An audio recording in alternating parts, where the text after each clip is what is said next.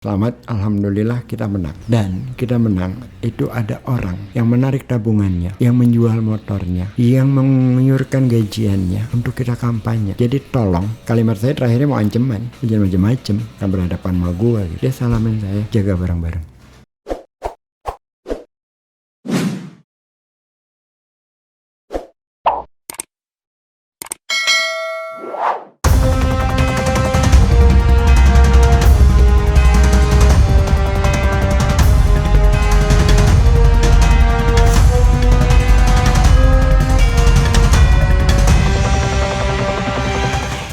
Pak Sapri itu udah nolak, total nolak. Terus saya dengan teman-teman di sana,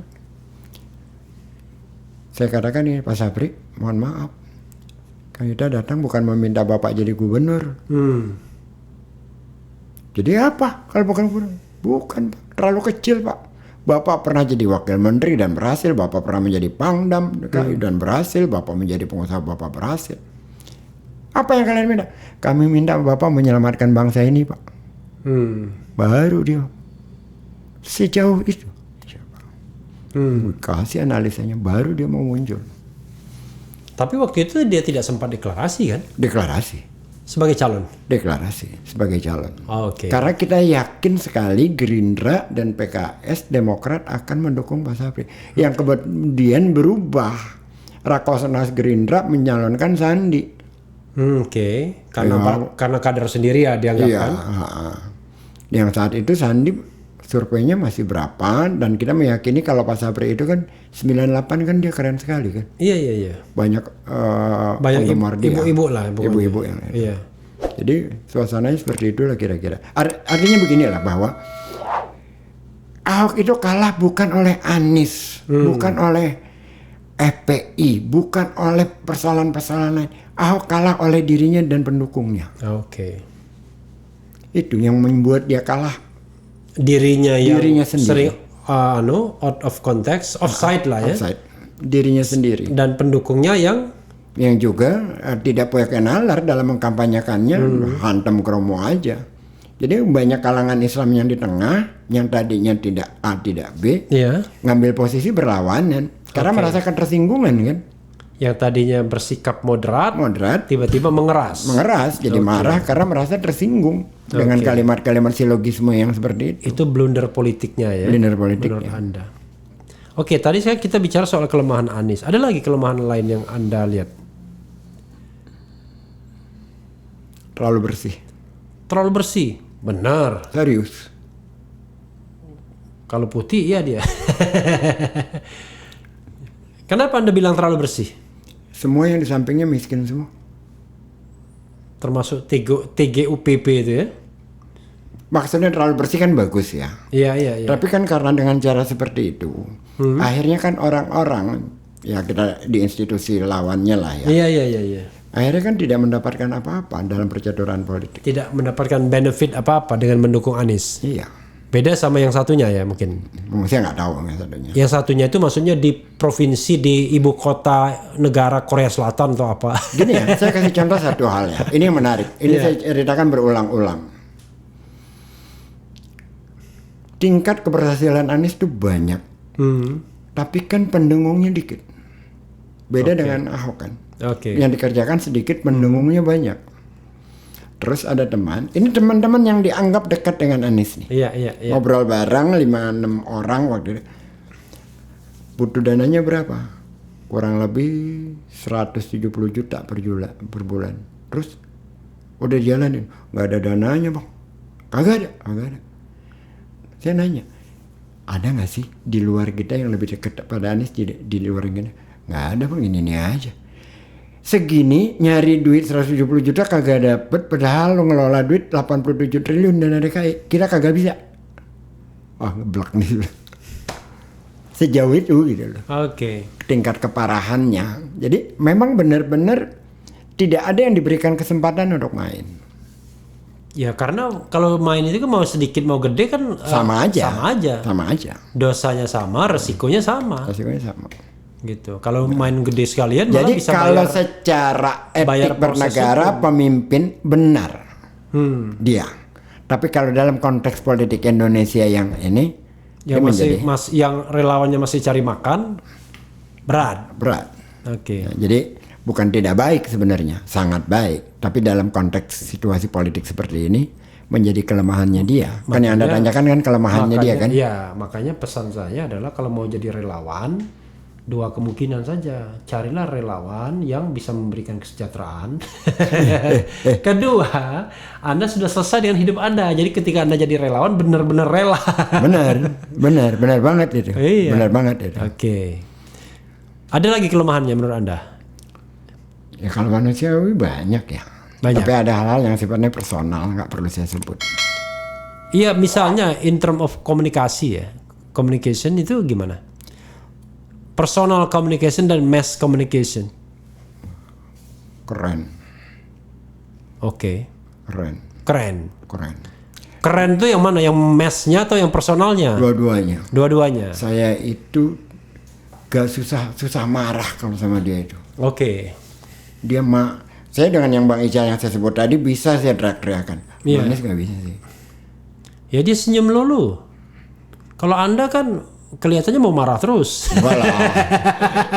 Jadi kalau untuk hal kayak gitu dia apa ya? Nggak rata-rata lah. Oke. Nggak rata-rata. Kalau konteks komunikasi nggak rata-rata. Oke. So ini bab kelemahan. Bab kelebihan. Ya banyak banget. Banyak banget. Misal, yang paling menonjol lah, 3 lah yang menonjol apa? Demokratis. Banget. Ukuran demokrasinya misalnya apa? Ini sangat personal alasan saya. Ya oke. Justru saya ingin pengalaman Anda kan? Anies terpilih tanggal 19 April. Iya. Saya bertemu sorenya. Sorenya. Oke. Tapi jangan makin mendekat. Saya ucapkan. Ngomong jadi saya ucapkan selamat, alhamdulillah kita menang. Oke. Selamat. Dan kita menang itu ada orang yang menarik tabungannya, yang menjual motornya, yang mengiurkan gajiannya untuk kita kampanye. Jadi tolong, kalimat saya terakhirnya mau ancaman. Jangan macam-macam. Akan berhadapan sama gua gitu. Dia salamin saya, jaga bareng-bareng. Jaga bareng-bareng, ya. Bukan jaga bareng-bareng. Jaga bareng-bareng, jagain dia maksudnya. Iya, jaga bareng-bareng. Selama ini temen gua kan yang jadi menteri banyak. Oke. Kagak ada yang mau deket gue kalau udah jadi menteri. Oke. Kan mulut kita jahil. Iya. Artinya bahwa dia siap untuk dikritisi, untuk dilawan gitu. Termasuk pada temannya sendiri. Oke. Itu menurut saya keren banget secara personal. Oke. Karena saya tahu persis bagaimana teman-teman kan kita kampanye nggak punya duit ya. Iya. Jadi bagaimana pada teman-teman tuh patungan segala macam itu ada yang jual motor, saya ngerti banget itu. Dan kita dikecewakan kan berkali-kali. Dukung orang, tahu kayak gini, dukung ini, tahu kayak gini. Tapi so far Anda nggak kecewa? Sejauh ini tidak. Bahkan agak terpuaskan ya. Oh, agak terpuaskan. Air di Pulau Seribu perak lebih dari 25.000. Saya mengelola sekolah rakyat bukan saya mengelola, teman-teman yang mengelola. Saya hanya membantu. Miskin absolut. Saya katakan ini jalan kita ke surga nih. Kalau 30% aja anak-anak ini bisa kita tarik dari kemiskinan. Ada yang diperkosa oleh bapak tirinya. Ada yang kalau malam itu siang sekolah SMP loh. Malam jadi penjaga macam-macam. Ada banyak kasus. Saya ketemu Bu Nana, Kepala Dinas Pendidikan DKI. Dengan kebijakan yang baru, 50% anak-anak SRA itu bisa masuk sekolah negeri. Karena ada kebijakan zonasi dan faktor umur. Anak-anak miskin itu mana sanggup bersaing dengan anak-anak orang kaya masuk sekolah negeri bagus. Itu luar biasa dalam konteks keadilan. Dan itu dia lawan semua.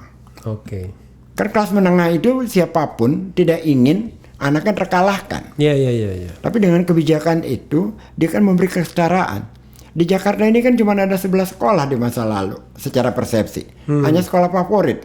SMA 1, SMA 2, SMA 3, SMA 4, SMA 5 di Sumber Batu, 6, 7, 8, 9, belum jadi gabungan 10, 11. Nah, yang lain itu nggak dianggap.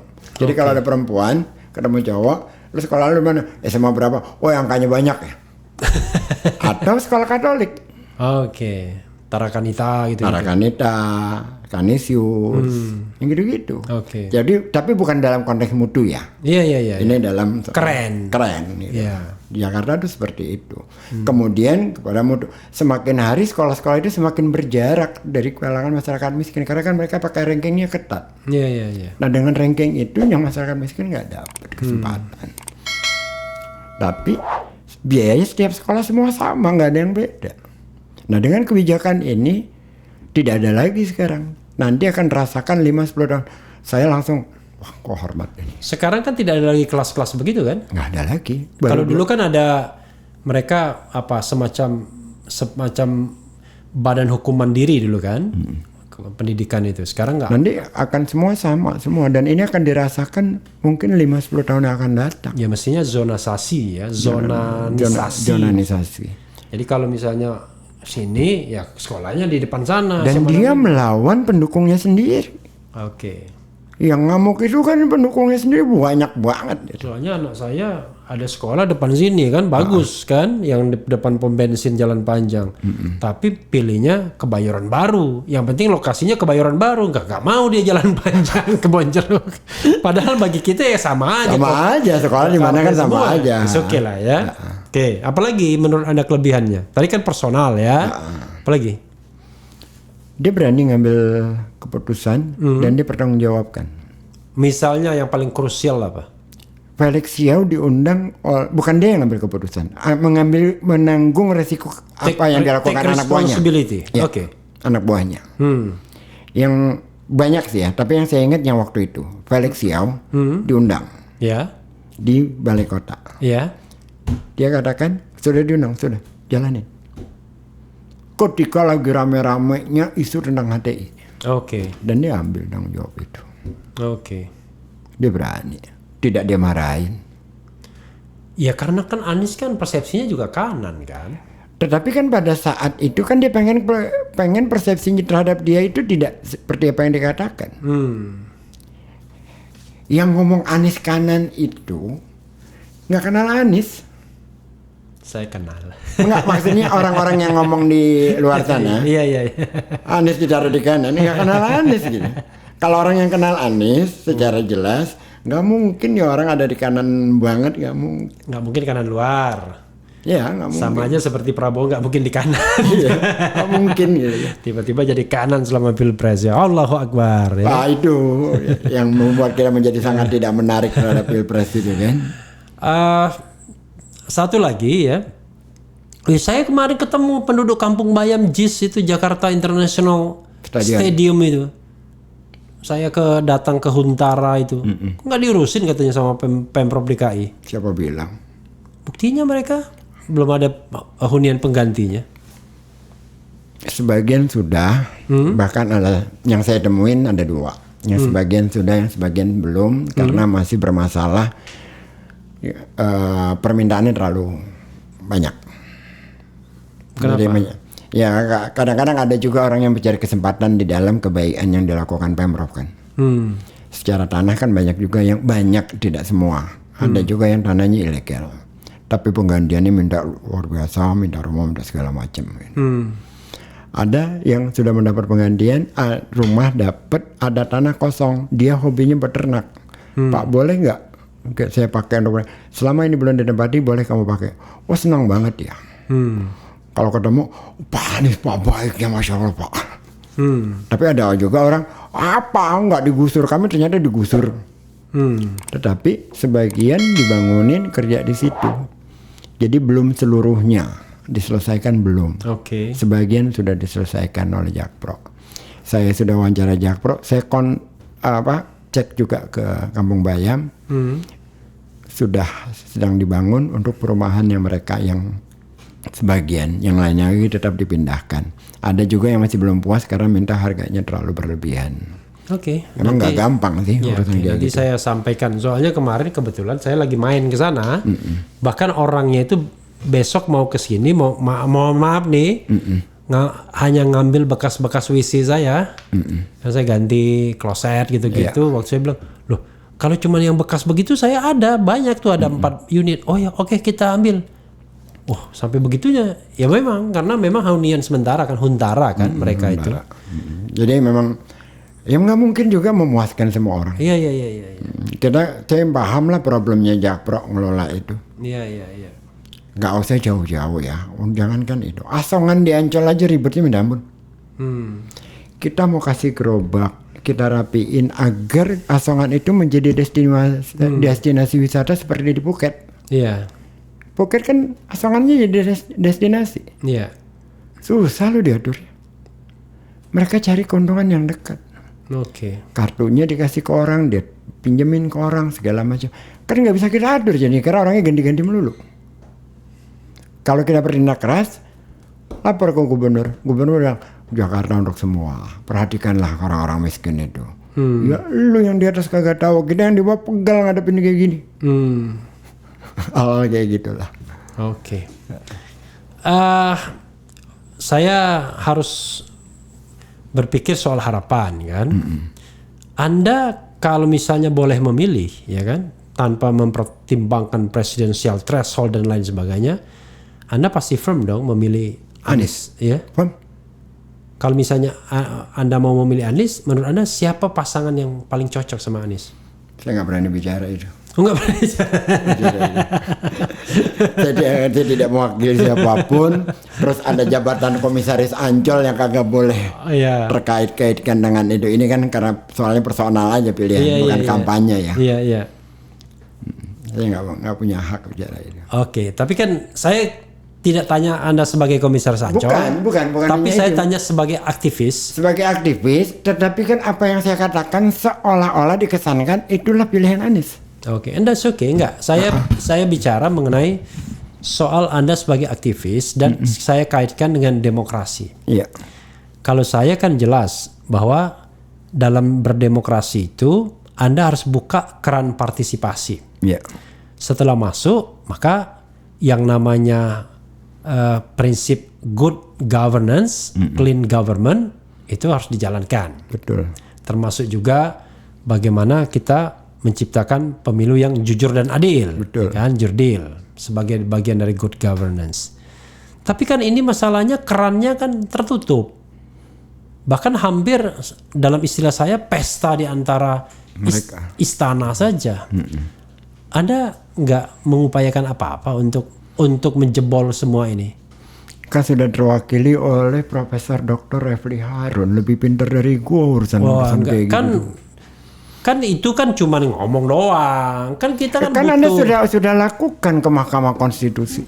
Ya, tapi kan Anda Rocky Gerung dan segala macam. Kalau tidak kita gebuk dan kalau itu ya harus gerakan dari berbagai gerakan civil society harus dijalanin. Ya kan itu kan yang saya maksud. Kalau itu iya, tapi kalau dalam konteks hukumnya saya kalau tidak tidak punya. ada gerakan civil society gimana kita menjebol? Kalau soal hukumnya saya nggak bicara bahwa saya mendukung Anies ya, tapi yang saya dukung adalah sebuah ide tentang demokrasi. Ya kan? Sama lah. Jadi fair election, ya kan, free election. Jadi jangan sampai kemudian nanti pilpresnya etok-etok atau orang Jawa, pura-pura.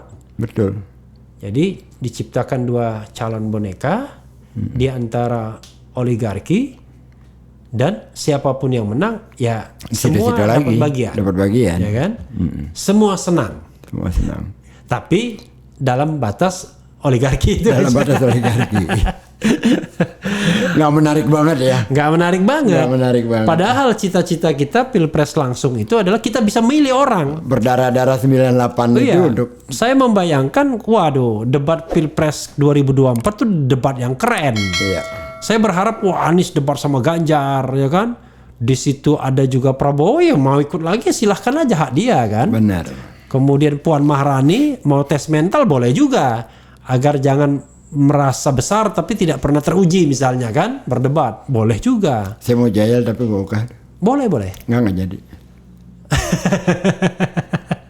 Kemudian Megawati masih boleh nyalon. Nggak, karena kalau cuma masang baliho doang nggak perlu ngomong kan. Kenapa? Kalau cuma masang baliho doang kan nggak pernah ngomong kan. Perlu ngomong ke anggota DPR. Jadi Megawati mau nyalon juga boleh karena dia masih punya hak untuk nyalon. Karena bahkan 1 periode jabatan pun belum pernah dia selesaikan. Paripurna kan tidak. Jadi dia masih dihitung 2 kali masa jabatan tuh. Ya karena kemudian karena tafsir saya kan setelah berarti setelah 5 tahun kan. ya. Siapa lagi? SBY sama Jokowi nggak boleh lah ya kan, karena itu kan sudah komitmen kita. Nah, JK juga termasuk nggak boleh. JK boleh untuk presiden, kan dia baru wapres 2 kali. Bukan satu paket. Enggak. Jadi kalau untuk wapres boleh, untuk presiden nggak boleh. Untuk wapres dia masih 2 kali lagi masih boleh. Bukan dibalik Anda. Untuk wapres sudah nggak boleh, untuk presiden dia boleh. Iya, iya. Untuk wapres dia nggak boleh. Untuk presiden masih 2 kali lagi, mau 3 kali lagi. Oh, jadi tidak satu paket ya? Nggak satu paket. Oke. Jadi siapa tahu ternyata jago-jago tua itu turun juga. Iya. Melihat peluang ini kan? Peluangnya ada kan? Gitu. Nah, kan enak kita lihat. Wah, etalasenya kan perdebatan jago tua, jago muda kan kayak permainan bulu tangkis saja. Kita mengalami itu 2004 5 calon. Ya. 2004 5 calon, 2009 3 calon. 2009 3 calon. Ya. Itu menarik sekali itu. Dan saya kira 2004 itu paling menarik karena tidak memunculkan bipolarisasi kan. Iya. Jadi setelah SBY JK menang, nggak ada cebong kampret dan lain sebagainya kan. Saya itu gitu. ikut-ikutan lah kira-kira 2004 itu dukung Amin Rais. Oke. 2009 ikut dukung JK. Oke. 3 calon waktu itu. 2014 nggak sama sekali itu. 2019 apalagi nggak menarik ya? Nggak menarik. Iya. Kalau waktu itu asiknya bahkan yang menarik itu waktu dukung JK. Iya. Kita kan anti Golkar nih. Iya. Golkar. Kita tahu lah kelakuannya dulu kayak apa. Iya. Dan dia ketua Golkar. Dia ketua Golkar. Saya menonton dia di liputan di diskusi SCTV di hadapan ketua Kadin. Ngebumi betul. Iya. Saya dengerin. Terus saya cek ke teman-teman yang dekat sama dia. Diceritakanlah bagaimana perannya dia di Aceh, bagaimana perannya dia di konflik di Maluku, di mana-mana. Ya. Tidak seperti apa yang kita ketahui tentang JK. Ya, waktu itu di depan Kadin itu sempat ditanya oleh istri Pompida Hidayatullah. Ya, tentang sepatunya. Tuh Anda dari mana itu? Nih, JK. Ya. Mereknya kan JK kalau nggak salah. JK Collection. JK Collection ya, gitu. Itu yang membuat saya jadi nggak pernah saya bertemu JK sama sekali. Hanya lewat itu aja. Terus saya cari pemahaman tentang JK itu siapa. Ya sudah, masuk dalam rombongan. Oke. Karena tapi kita punya pilihan kan? Karena Anda termasuk pemilih yang cerdas. Pemilih yang cerdas itu maksudnya pemilih yang menentukan pilihan setelah mempertimbangkan kandidat. Kalau pemilih umumnya kan pokoknya berdasarkan fanatisme. pokoknya ya kan. Nah, itu rusak ketika masuk 2014. Iya. Nggak menarik sama sekali. 2019 tambah tidak menarik. Gitu ya, ibarat pertandingan. Bahkan ketika 2014 sebelumnya Anies ikut konvensi Demokrat. Ya. Saya ikut dukung. Oke. Anda sudah Anies waktu itu? Sudah. Oke. Saya ikut dukung. Tapi begitu dia masuk ke Jubir 2014, saya langsung katakan, mohon maaf, sampai sini aja nih dia. Oh gitu ya? Iya. Oke. Jadi enggak. Oke. Nggak ada, saya nggak mau terlibat sama sekali. Oke. Saya awalnya masih berharap ya kan ada orang biasa yang tidak ada masa lalu yang kelam misalnya kan satunya kan dipersepsikan punya masa lalu yang kelam ya kan, pelanggaran HAM dan lain sebagainya. Tapi ya whatever itu it is. Kalau saya sih sudah tidak percaya sejak awal begitu ditentukan 2. Udah nggak mungkin ini. Kenapa? Ketika ditentukan hanya 2, saya sudah nggak percaya sejak awal. Yes. Ini nggak mungkin bisa artinya oligarki bisnis itu makin pintar dia. Kalau kemarin 2014 itu 2 dan 2-nya barangkali kiri kanan ya kan. Kalau 2019 jangan-jangan pura-pura 2 sudah. 2024 nah yang kita khawatirkan cuma 1 tapi 2. Ya, satu tapi dua. Ya. Wallahu alam ya kan. Mengerikan. Tapi yang jelas kita kan punya komitmen untuk bagaimana mendorong demokratisasi, jangan sampai berada pada titik nol lagi. Kalau kita berada pada titik nol, regresif gitu, regresif bukan regret beda. Jadi kalau kita regresif, maka naiknya lagi, beratnya minta ampun. Setengah mati ya. Apalagi kalau misalnya aparatur bersenjata sudah balik lagi ke politik praktis, waduh tambah berat lagi. Betul. Nyuruh mereka, tolong dong Pak balik ke barak apa-apa, itu beratnya minta ampun sudah. Karena mereka mempersepsikan dirinya, saya ini part of the people, ya kan. Dan memunculkan tokoh seperti SBY yang concern terhadap demokrasi ketika dia masih menjadi kekuatan yang luar biasa. Kekuatan bukan sebagai presiden ya, masih sebagai tentara. Kan nggak gampang. Karena bagusnya SBY itu adalah jenderal yang tidak bangga dengan kejeneralannya. Karena jenderalnya kehormatan soalnya. Makanya kalau dalam tanda tangan yang tidak boleh hilang tuh Dr. Haji Susilo Bambang Yudhoyono. Jenderal Purnawiran boleh hilang. Padahal walaupun dalam surat nggak boleh ada gelar. That's another story ya. Tidak ada manusia yang sempurna, ibu-ibu dan bapak-bapak sekalian. Bro Ges Khalifah, ada satu pertanyaan kecil terakhir. Yep. Antum nih marganya apa? Khalifah. Oh, Khalifah itu marga? Marga. Nah, nama saya Ges, ayah saya Salim, jadi Ges Salim Al Khalifah. Oh, Al Khalifah. Al Khalifah. Tapi Al Khalifah ini termasuk zuriat juga nggak? Zuriat Nabi nggak? Saya nggak mau pakai gitu-gituan ya, tapi kalau mau pakai gitu-gituan saya bisa klaim 2. Kenapa? Keturunan Umar bin Khattab sekaligus keturunan Ali bin Abi Thalib. Oke. Tapi diyakini Ali bin Abi Thalib kan itu keturunan Nabi ya dianggap kan. Oh jadi Khalifah itu termasuk juga Habib. Sebagian di Yordan di mana-mana meyakini itu. Saya tidak meyakini. Tapi di Indonesia nggak dimasukkan. Di Rabita tidak dimasukkan, dan kita juga tidak pernah merujuk ke sana. Mencari-cari data itu nggak pernah. Oke. Toh nanti di surga dan neraka kan hitungannya adalah kuciptakan manusia bersuku-suku, manusia laki-laki dan perempuan bersuku-suku berbangsa-bangsa untuk diantaranya saling kenal mengenal. Dan yang paling mulia diantaranya yang paling takwa. Jadi urusan apa gue dengan keturunan? Walaupun mencari menantu, tetap aja kita lihat keturunan siapa dia. Ya, tapi kan dalam konteksnya kan perilaku ya, bukan terhadap itu. Last word, guys, silakan. Apa?